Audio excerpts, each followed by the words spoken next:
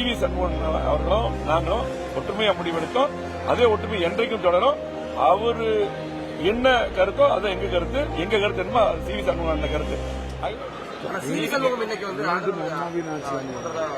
அதெல்லாம் அதாவது என்னன்னா நான் திரும்ப காலையில கூட பேசிட்டு வந்தோம். நேற்று நாங்க எல்லாமே நாங்க சபாநாயகர் சந்திச்சு பொதுச்செயலாளர் சந்திச்சோம். அவரு கூட தான் எல்லாம் ஒன்னாதான் இருந்தோம். ஆகவே பத்திரிகையில் ஒவ்வொரு நாள் நாங்க ஒற்றுமையா இருக்கோம். இன்னைக்கு ஒற்றுமையா இருக்கோம். இப்ப அதே போல சி.வி. சண்முகம் அவர்களும் நாங்களும் ஒற்றுமையா முடிவெடுத்தோம். அதே ஒற்றுமை என்றைக்கும் தொடரும். அவரு என்ன கருத்தோ அது எங்க கருத்து என்னமோ சி.வி. சண்முகம் கருத்து.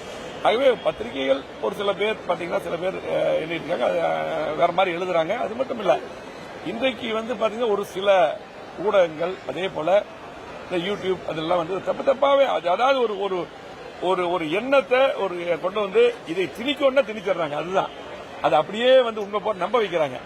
எங்களை பொறுத்தளவுக்கு இந்த கட்சி பொன்விழா கண்ட கட்சி. அதே போல பாத்தீங்கன்னா 31 ஆண்டுகள் ஆளுங்கட்சி இருந்திருக்கோம்.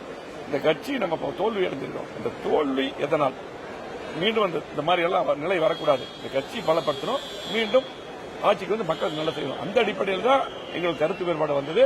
அதையெல்லாம் கலையணும் இன்னைக்கு பொதுச் செயலாளர் சொல்லியிருக்காங்க. ஆகவே இன்னைக்கு நாங்க கொண்டு போயிருக்கோம். அது சி.வி. சண்முகம் பாத்தீங்கன்னா எல்லாத்துக்கும் எனக்கு பல கருத்துக்கள் இருக்கு, அவருக்கு இருக்கு எல்லா கருத்துக்கள். இதெல்லாம் நாங்க பேசிட்டு இருக்கோம். ஒற்றுமையா இருக்கிறோம். நான் சாயங்க நைட்டு வேலை ஒன்னாதான் இருந்தோம். இன்னைக்கு காலையில கூட அவருக்கு சொல்லிட்டு நான் கோயம்புத்தூர் போயிட்டு இருக்கேன்.